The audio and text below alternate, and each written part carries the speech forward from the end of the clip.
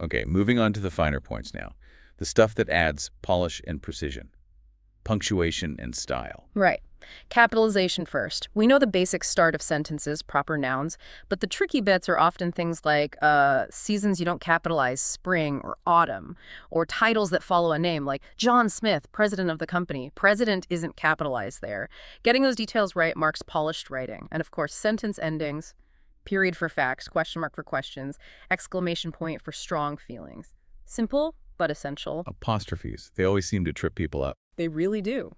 But the guide breaks it down nicely. 3 main jobs, making contractions like do not becomes don't, showing possession, Sarah's cat.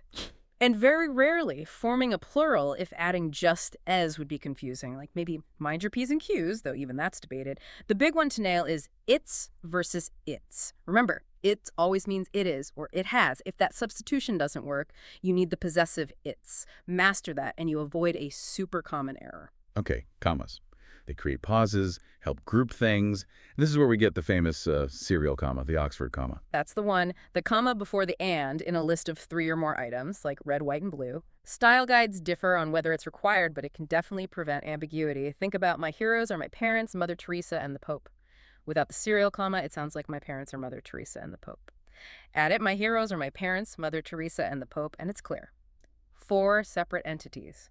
Commas are also crucial for separating clauses and compound sentences, especially with those and boys conjunctions for, and, nor, but, or yet, so. And quotation marks tell us whose words are whose. Exactly, primarily for direct quotes and dialogue, but also for citing sources, titles of short works, poems, articles, song titles, and sometimes for slang or technical terms used, pointedly. And here's a rule that trips people up constantly, especially non-US writers. In American English, periods and commas always go inside the closing quotation mark. Colons and semicolons go outside. That's a hard and fast rule here. Okay. And the colon versus the semicolon, often confused. Yeah, but they have very distinct jobs. A semicolon joins 2 closely related independent clauses. Think of it as a stronger comma or a weaker period. It shows a tight connection. The rain was heavy, we decided to stay inside. Ugh. Colon, on the other hand, usually introduces something. A list, an explanation, a quote, or just adds emphasis. It says, here comes the important part. Like, he had one goal, victory. Right. Then we have the dashes and hyphens, word dividers. 3 main ones. The hyphen is the shortest, used for compound words like state of the art or joining numbers like 64. The M dash, the long one, is versatile. It can set off extra information dramatically, maybe like parentheses, or signal an abrupt change in thought. Use sparingly for impact. And the N dash medium length is mainly for ranges. Dates like 2023, 2024, or page numbers, pages 4550. Oh, and a useful tip from the guide. No hyphen in a compound modifier if the first word is an adverb ending in Emily.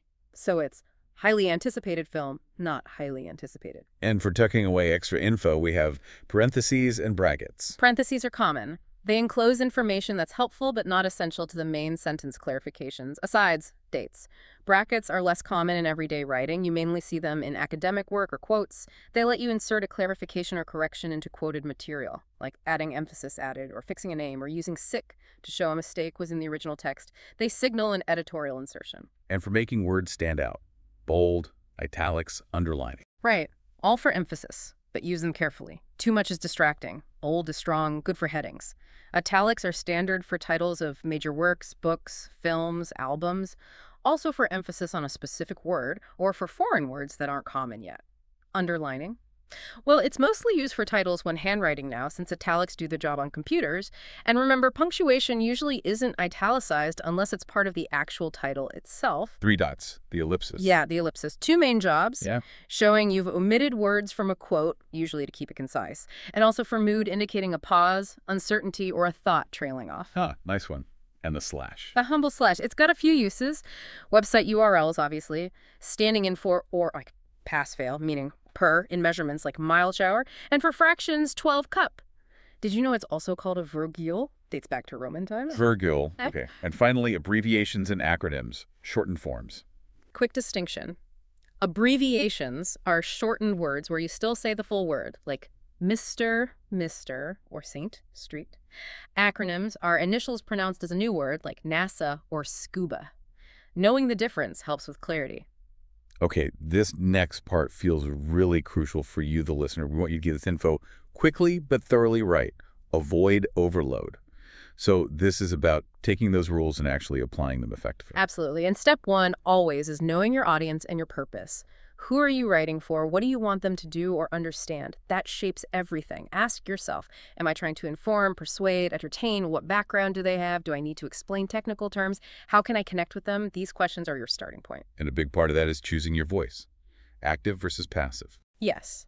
Generally, active voice is clearer, more direct. The team won the game. Subject does the action. Passive voice is the game was won by the team. Subject receives the action. Passive isn't wrong. Sometimes it's useful. Maybe you don't know who did the action or you want to emphasize the receiver. But most of the time, active voice is stronger, crisper. The guide even gives steps for changing passive to active, which is handy for tightening up your writing. And to make it all flow naturally, transitions are key. Oh, essential. Transitions are the bridges between sentences and paragraphs. They show relationships sequence first, next, cause effect, therefore, as a result, comparison, similarly, contrast, however, on the other hand. Without them, writing feels choppy, disconnected. Good transitions make your argument smooth and easy to follow. And how about paragraphs themselves? How should they be structured? Well, a paragraph should focus on a single main idea. The guide mentions three basic types. Introductory, gotta have a hook, your main point, thesis, and maybe a hint of what's coming. Then body paragraphs introduce your specific point, give evidence or explanation, and transition to the next. And finally, the concluding paragraph, restate your main idea in a new way. Summarize your key points, maybe offer a final thought or call to action. Thinking about their purpose helps build a strong structure. Okay, clarity is king, but writing can also get boring if it's too repetitive. How do we add some sparkle? Variety. Great question. Two main ways: vocabulary and sentence structure. Use synonyms and antonyms to avoid saying the same word over and over. A thesaurus can be your friend here, used wisely. And vary your sentences. Mix short, impactful sentences with longer, more flowing ones. Alternate between simple, compound, and complex structures. That variety keeps the reader engaged, prevents that monotonous drone. English borrows words all the time. When do we need to italicize those foreign words or phrases? Good rule of thumb. Italicize if the word or phrase is likely unfamiliar to your audience, especially the first time you use it. If it needs defining, probably italicize it. But if it's become common in English, like déjà vu or RSVP, or if it's a proper noun like a name or place, then no italics needed. It's about aiding comprehension. And what about the different flavors of English itself? Slang and dialect. Ah, fascinating stuff. Slang is informal, changes fast, often specific to a group or time. Think on fleek or spill the tea. It's mainly vocabulary. Dialect is broader. It's a variety of language linked to a region or social group with unique vocabulary, grammar, and pronunciation, like whether you say soda, pop, or Coke for a soft drink. The guide notes there are tons of dialects, over 25 in American English alone. The point isn't that one is better, but recognizing they exist and knowing when standard English is needed for wider formal communication. So for someone listening who really wants to level up their writing, what are the top actionable tips? The guide hits the key ones. First, read. Read good writing. You absorb the pattern subconsciously. Second, read your own work aloud. You'll catch awkward phrasing your eyes miss. Third, use the tools. Spell check, grammar checkers, they're not perfect, but they help. Programs like Grammarly can be useful too. And finally, probably the most important, get another person to read it, a proofreader, an editor, even just a friend. Fresh eyes are invaluable for catching errors and improving clarity. Oh, and for consistency, especially professionally. Know your style guide, AP, Chicago, MLA, whatever your field uses. It standardizes things like comma usage and citations. Okay, this last major section is pure gold, I think, avoiding common mistakes. Those language traps that can easily trip us up and maybe undermine our credibility. Yeah, these are the ones to really watch out for. First up, cliches, generalizations, platitudes, jargon. Cliches are just tired, overused phrases, think outside the box at the end of the day. They lack originality. Generalizations are risky, broad statements like all teenagers are lazy, often inaccurate, sometimes offensive. Platitudes are those bland, obvious statements. Honesty is the best policy, doesn't add much. And jargon is that specialized language from a field. fine within the group, but confusing to outsiders unless you define it.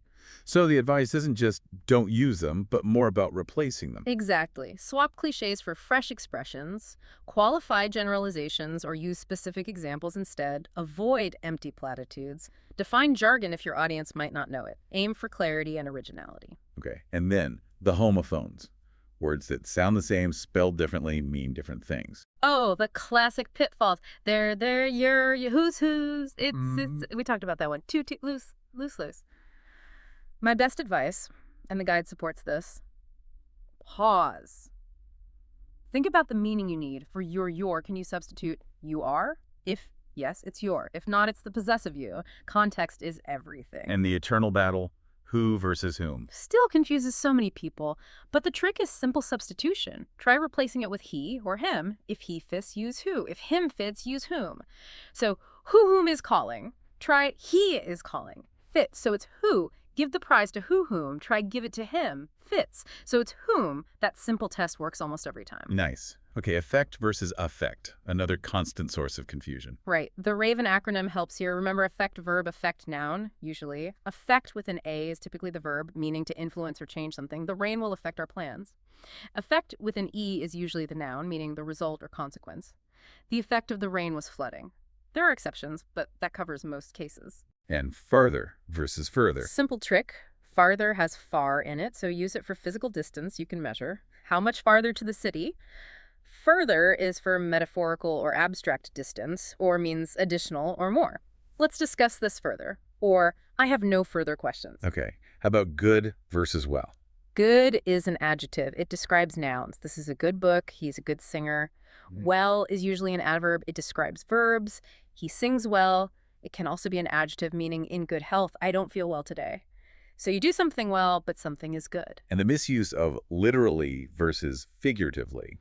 Oh, this one drives grammar fans crazy. Figuratively means metaphorically, using a figure of speech. I was so embarrassed I figuratively died. Literally means actually, truly, without exaggeration. He literally fell off his chair laughing. People often use literally for emphasis when they mean figuratively, which, well, it literally changes the meaning. Huh. Okay, and maybe the trickiest verb pair, lie and lay. This one's tough because the past tense of lie is lay. Confusing, I know. But the basic rule, lie means to recline. You lie down, it doesn't take an object. Present.lie, past.lay, past participle.lane. I need to lie down. Yesterday I laid down. I have lain here for hours. Lay means to put or place something. It needs an object. Present.lay, past laid, past participle.laid.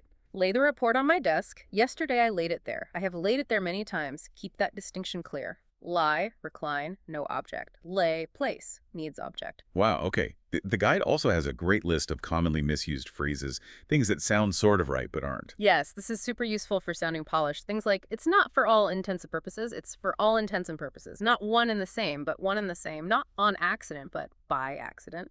And the classic verb error. Never should, could, would have. Always should, could, would have. That of sound comes from the contraction e, but it's always have. These mistakes often happen because of how things sound right. Phonetic similarity leads to substitution. Yeah, that makes sense. And that note about I could care less versus I couldn't care less. Such a small change, completely different meaning. Exactly. I could care less means you do care, at least a little bit. I couldn't care less means you have zero care to give. Total opposite. Precision matters. Okay, last trap. Modifier problems. Words being in the wrong spot. Two main types here. Misplaced modifiers, where the describing word or phrase is too far from what it's describing, creating confusion or unintended humor, like the example, we saw dinosaurs hiking through the mountains. Were the dinosaurs hiking? Probably not. It should be hiking through the mountains, we saw dinosaurs. Keep modifiers close to what they modify. And limiting modifiers, words like only, just, nearly, almost. Their placement is critical. I only ate breakfast means breakfast was the only thing I ate. I ate only breakfast means I ate nothing else besides breakfast. Small shift, big meaning change. Place them directly before the word they limit. Wow. Okay, we have really covered a lot today, haven't we? Huge thanks to the infographic guide to grammar. We went for parts of speech all the way through structure, punctuation, style, and those common mistakes. I definitely feel clearer on a few things myself. Yeah, me too. And my hope is that by breaking down not just what the rules are, but sort of why they exist and how they impact clarity, Well, that you, listening, feel more empowered, more confident to write and speak with real precision. It's about making your message land effectively. Absolutely. You should now have a much more solid foundation, hopefully, to make your communication clearer, sharper, more accurate. Think about how you can use these ideas in your emails, your reports, presentations, maybe even just text and conversations. It does raise an interesting final thought, though. Language is always changing, always evolving, right? Yep. So, how do we strike that balance? How do we adhere to these established grammar rules, which give us clarity, while still embracing new ways of speaking, new expressions? Where is that line between being correct and being current? Hmm. That is something to think about. Definitely food for thought. Remember, everyone, the ultimate goal isn't just ticking grammar boxes, but being understood clearly and effectively. We hope this deep dive helps you do both.